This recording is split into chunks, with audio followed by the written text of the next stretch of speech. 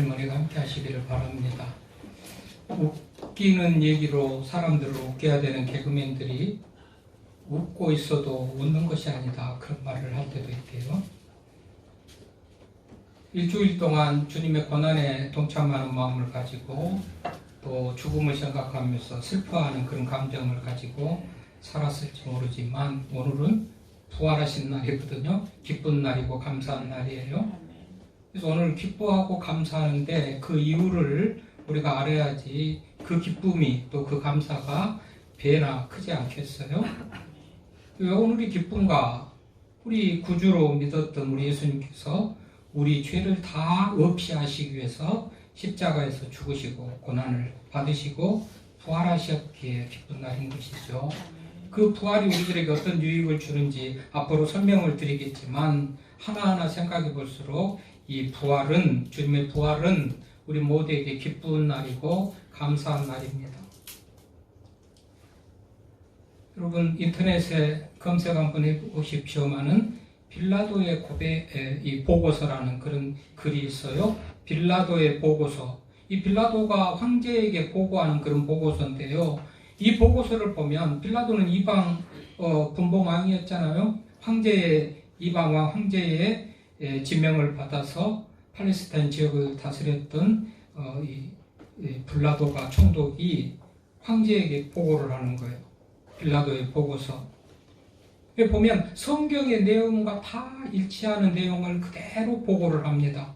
결국은 부활까지, 예수님이 살아나셨다는 얘기까지 그대로 보고를 해요. 이 말은 황제도 빌라도도 역사적으로 실존한 인물일 뿐만 아니라 그 보고서가 그대로 사실이다, 그런 얘기죠. 그래서 우리가 부활의 어떤 그 부활로 인한 기쁨과 감사 이유를 발견하려면 부활이 사실이라는 사실을 믿어야 되겠죠. 죽은 자가 살아난 일이 없으니 물론 일시적으로 우리 주님께서 야이로의 딸이라든지 나이선 과부의 아들이라든지 바울이 또 유도고라든지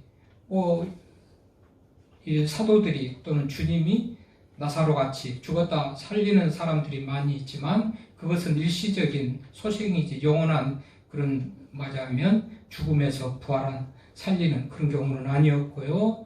어쨌든지 우리 2000년 전에 이스라엘 땅에서요 신기한 일이 일어났죠. 죽은 자가 살아났다는 거요. 근데요 이 죽은 자가 살아나는 것은 살아나면 안 되는 상황입니다. 왜 그러죠? 죄인으로 모함하고 죄인의 죄를 뒤집어 써가지고 예수님을 죽였잖아요. 그러니까 예수님은 당신 살아계실 때 내가 3일 만에 살아나는 얘기를 했거든요. 그러면 이 말이 증명이 되고 실현이 되면 안 되는 거잖아요. 하나님의 아들도 아니고 뛰어난 선생도 아니고 그냥 반역자고 폭동꾼이고 죄인이고 이래서 십자가에 달려 죽게 하는데 그가 만약에 살아난다고 그러면 그들이 지금까지 하는 일이 완전히 잘못된 것이 돼버리기 때문에요. 엄한 명령에 의해서 병사들을 조를 짜가지고 무덤을 지키면서 정말 다시 살아난다 한들 그들이 죽여야 될 그런 상황인 거잖아요. 혹시라도 하나님의 능력으로 예수님께서 능력이 있고 하나님의 또 능력으로 살아난다고 한들 살아난 예수를 죽여야 되지 그들이 방치하고 방관하고 살았다는 그런 소문을 낼 수 있는 그런 상황이 아니에요. 그런데 예수님께서 그 밤에 천사들이 무덤 입구를 막은 큰 돌을 치우고 오늘 새벽으로 하면 성경의 흐름대로 하면 오늘 새벽 한 2시, 3시경에 예수님께서 살아나신 거죠. 병사들이 증언을 합니다. 상관에게 보고를 합니다. 예수님 살아나셔서 돌을 막은 돌이 굴러가고 예수님은 사라졌습니다. 흔적도 없이 사라졌습니다. 자기들 생명이 달려있는 그런 사건인데 보고를 사실대로 할 수밖에 없는 그래서 예수님이 살아나셨다고 보고를 하는 거예요. 그 즈음의 새벽에 동틀 무렵에 아직 날이 어두울 때에 신실한 예수님의 여제자들, 그들이 무덤을 찾잖아요. 그 여인들이 천사를 만나가지고 예수님은 여기 계시지 않고 이미 살아나셔서 갈릴리로 가셨다. 병사들이 상관에게 예수님 살아나셨다고 보고합니다. 무덤을 찾은 여인들에게 천사가 살아나셔서 갈릴리로 가셨다고 얘기를 합니다. 그 얘기를 듣고 현장을 확인한 여자들이 또 12 제자들이 모여있는 다락방에 가서 그 사실을 보고하잖아요. 그랬더니 그 다락방에 있는 제자들이 무덤으로 뛰어와서 그 사실을 확인하고 살아났다는 것을 확인을 합니다. 그러니까 예수님이 살아나는 것을 가장 부인해야 되고 인정하면 안 되는 사람부터 해가지고 믿는 자들까지 다 예수님께서 살아나셨다고 보고를 해요. 이게 사실이란 말이죠. 부활이 사실이다라는 그런 얘기를 하는 거예요. 자, 이 제자들 보십시오. 제자들 옆에만 있어도, 예수님 곁에만 있어도 재수없게 잡혀가지고 예수님처럼 죽을까 싶어가지고 거리를 두고 멀리 따라다니던 그런 제자들이잖아요. 어떤 이들은 부인도 하고 배신도 하고 고향으로 도망가고 고기 잡으러 가고 이런 상황이죠. 예수님이 죽을 때와 죽고 난 이후에. 부활하신 예수님을 만나고 난 뒤부터는 제자들의 모습이 완전히 달라집니다. 겁이 어디 있습니까? 두려워하는 것이 어디 있습니까? 무서워하는 것이 어디 있습니까? 주님을 위해서라면 죽어도 괜찮다라고 완전히 순교와 헌신을 각오하는 사람으로 살아가고 부활의 증인이 되잖아요. 어떻게 하루아침에 단숨에 무슨 일이 있었기에 제자들이 이렇게 바뀔 수가 있죠? 많은 학자들이 이 제자들의 변화, 겁없이, 겁쟁이 제자들이 겁없는 하나님 예수님의 부활의 증인자가 된 거, 이런 것들이 부활하신 예수님을 만났다는 증거다. 이것 없이는 설명이 안 된다. 이렇게 말한단 말이죠. 그러니까 병사들이 말합니다. 여제자들 따르는 성도들이 말합니다. 12 제자가 말합니다. 예수님은 분명히 살아나셨다. 그래서 예수님이 살아났던 것이 나하고 무슨 관계인가? 그래서 어쨌다는 것인가? 그래서 부활한 것 때문에 성경은 우리들에게 주어지는 여러 가지 유익한 것들을 말하고 있잖아요. 실제적으로는 저주에서 축복으로 바뀌는 그런 사건이죠. 여러분 창세기 3장 19절에 보니까 죄를 범한 아담에게 하나님께서 흙으로 돌아갈 것이다 그랬어요. 이 흙으로 돌아간다는 것은 죽는다는 얘기일 수도 있고 이 지옥으로 간다는 그런 얘기일 수도 있는데, 그런 인생, 그런 불쌍한 인생들, 예수님이 부활하심으로써 완전히 사망 권세 이기고 죽음의 문제를 해결하고 믿음 안에서 지옥으로 갈 생명을 천국으로 옮기는 그런 어떤 역사를 일으켰단 말이죠. 그런 의미에서 예수님의 부활로 인하여서 기뻐하고 감사할 이유, 첫 번째는 저주에서 복으로, 죽음에서 생명으로 옮겨주신 그 은혜가 크기 때문에 이 부활에 기뻐하고 감사한다. 온 세상이 나를 축제로, 잔치로 그렇게 지키고 그러는 이유가 우리를 이렇게 죽음에서 생명으로, 또 지옥에서 천국으로 옮겨지는 은혜 때문에 그런다. 부활로 예수님의 부활로 우리들에게 주는 유익을 생각할 때 우리가 더 기뻐하고 감사할 수 있는데, 첫 번째는 저주에서 복으로 바꿨다, 지옥에서 천국으로 바꿨다, 이 사실을 믿으시기를 바랍니다.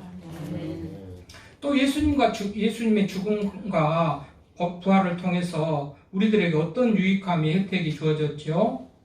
하나님과 멀어졌던 관계 회복이 됐잖아요.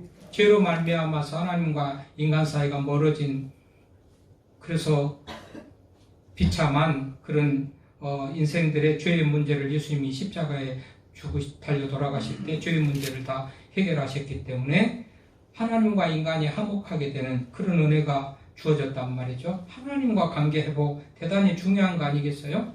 하나님이 모든 온갖 좋은 것들을 가지고 계시지만 관계 회복이 안 되기 때문에 우리들에게 그것이 전달되지 못하는데 예수님의 죽으심과 부활로 관계 회복이 돼가지고 온갖 좋은 은혜들이 우리들에게 주어졌으니 기뻐하고 감사할 날이다. 골로새서 1장 21절에 그럽니다.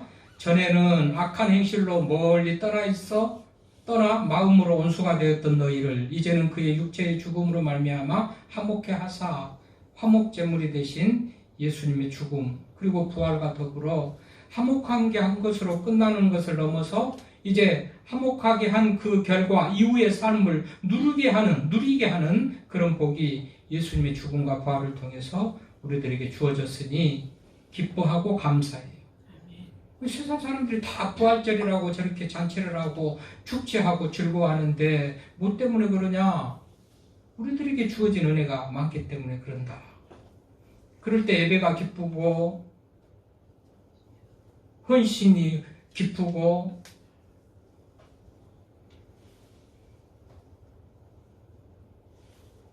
또 예수님이 우리들에게 부활로 인하여서 주어지는 것은 절망을 소망으로 바꾸는 것이에요. 사건이에요. 절망을 소망으로 바꾸는 사건. 무엇이 절망이죠? 죄로 말미암아 죽을 수밖에 없잖아요. 인간이 모두 다 죽게 됐잖아요. 안 믿는 이들이 다 죽음으로 끝나잖아요.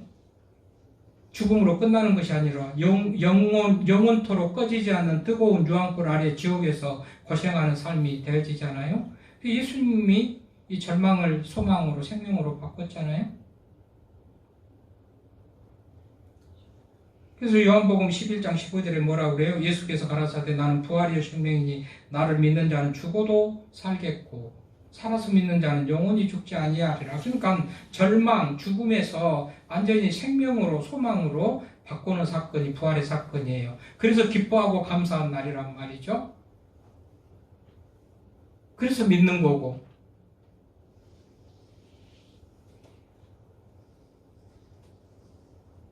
이런 것들이 복음서에나 다른 성경에 모든 나와 있는 것들을 요약해서 말씀드린 말씀이라면 또 중복되는 얘기이기는 하지만 이제 본문을 읽었으니 본문 속에서 우리가 또 부활로 인하여서 주어지는 그런 은혜, 그래서 기뻐하고 감사할 이유들을 찾아보면요, 우리 3절에 보니까 뭐라고 그래요? 우리 주 예수 그리스도의 아버지 하나님을 찬송하리로다. 그의 많으신 긍휼로 예수 그리스도를 죽은 자 가운데서 부활하게 하심으로 말미암아 우리를 거듭나게 하사 산소망 있게 하셨다.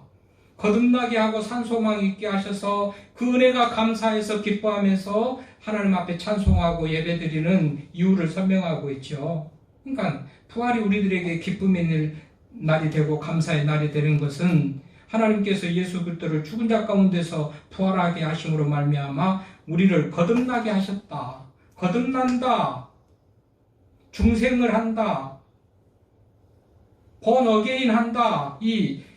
새롭게 태어났단 말이죠. 이전에는 다 이 죄로 점철돼서 그야말로 멸망받을 수밖에 없는 그 죄인의 모습에서 새롭게 태어난다.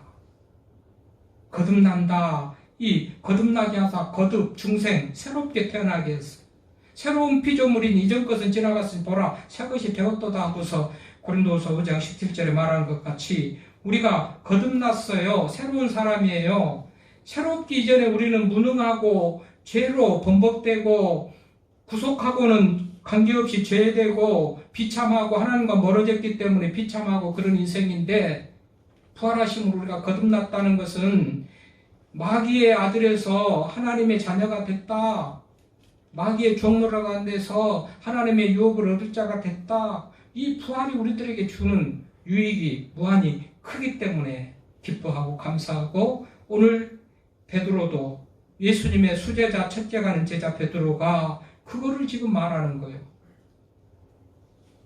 베드로 전서를 쓰고 후서를 쓰고 여러 얘기들을 많이 하는데 가장 먼저 일찍하는 말이 그리스도의 부활로 주어지는 은혜, 거듭났다는 거예요. 거듭. 새 사람이 됐다. 새 사람 되기 이전 모습으로는 절망하고 죽을 수밖에 없는 그런 사람을 새 사람으로 완전히 마귀의 아들을, 어둠의 자식을 하나님의 자녀로 삼아주셨다. 이게 기뻐하고 감사할 일 아니냔 말이죠. 또 산 소망이 있게요. 소망. 산 소망. 여러분, 소망은 우리들에게 무한한 또 힘이 돼요. 소망. 뭔가 이루어진다는 그런 믿음, 확신 말이죠. 이게 소망이에요. 예수님이 소망이에요. 죽었지만 우리도 살 수 있다는 소망. 이 소망이 또 우리들에게 큰 힘이 되는데요. 여러분, 어느 의사가 고백을 합니다. 현직 의사가 고백을 해요. 이 고백에 의하면 약으로 병을 고치는 것이 아니다.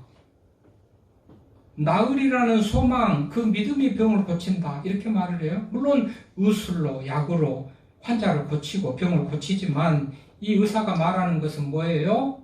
약도 의술도 뭐 도움이 되고 필요하겠지만 본인 스스로의 그 믿음, 소망, 나을 수 있다는 소망, 나을 수 있다는 확신,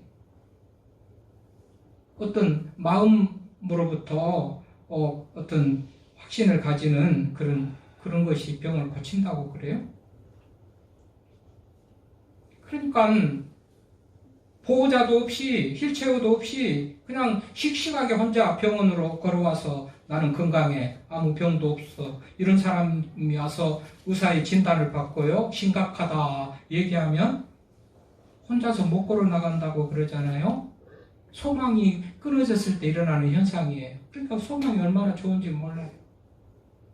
또 반대도 있겠죠. 휠체어 타고 보호자 손잡고 겨우겨우 병원 찾았다가 심각하지 않다, 오진인 것 같다, 별로 이 약 먹으면 금방 낫는다 하면 씩씩하게 걸어 나온다는 거예요. 소망인 거죠. 소망의 힘이에요. 예수님이 우리에게 산 소망이 되셨다. 소망을 갖느냐 못 갖느냐, 소망이 있느냐 없느냐, 우리 인생을 이렇게 갈라놓아요. 차이가 나는 거예요. 소망 가지고 살아야 되잖아요. 소망. 오늘을 힘들더라도 내일이 나아졌다는 이 믿음과 소망이 있으면 오늘을 견딜 수가 있겠는데요. 이 소망이 없으면 오늘이 아주 좋고 평안하고 형통하다 할지라도요, 살 의지를 갖지 못해요. 소망이 없으면. 내일도 계속 이어지리라는 보장도 없고, 그렇게 한다면 오늘도 별로 그렇게 평안하고 행복한 날이 못 된단 말이죠. 소망이 그렇게 중요해요. 소망. 뭔가 할 수 있다는.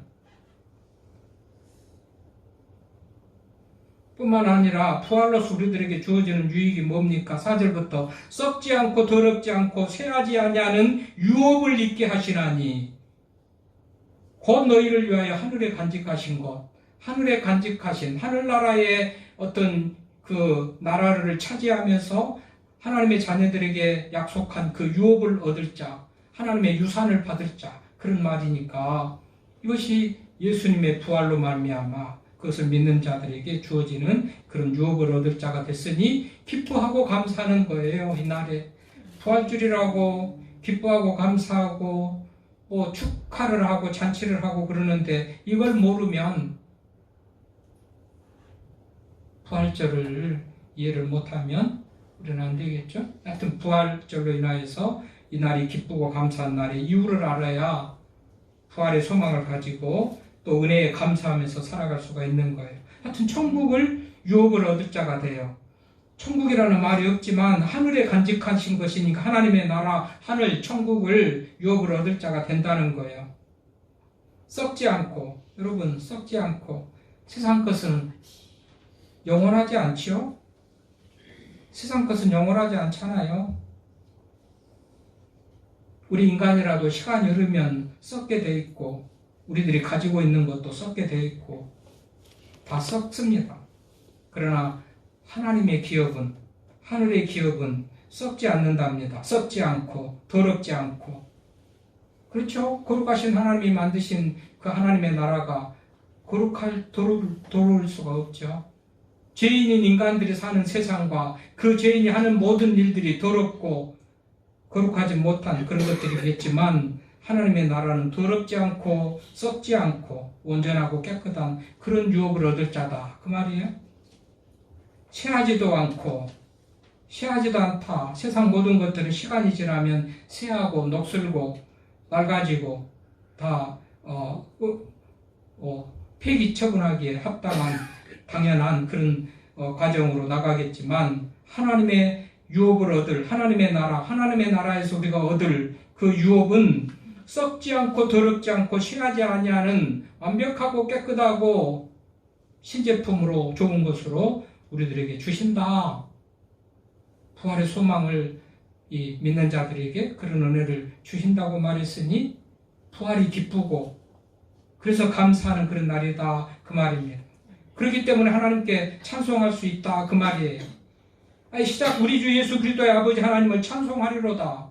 찬송의 이유, 찬송의 어떤 까닭도 모르고 왜 찬송하는지 예배를 드리는지도 모르고 예배드리면 그 예배는 피곤하고 지루하고 그야말로 따분하고 그러겠지만은 이 나에게 온갖 좋은 것들을 주시기 위해서 고난당하시고 부활하신 사실을 생각하면 예배 1시간이 지루하겠습니까? 2시간이 따분하겠습니까? 3시간인들